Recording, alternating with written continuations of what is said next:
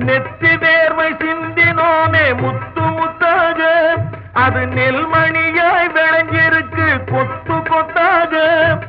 பக்குவமாய் அறுத்து அதை கட்டு கட்டாக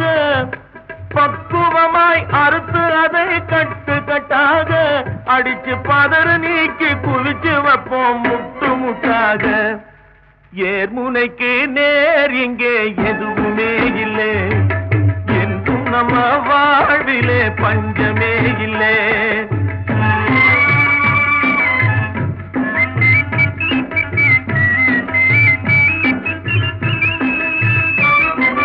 வளர்ந்து விட்ட பருவ பெண் போல் உனக்கு வெட்கமா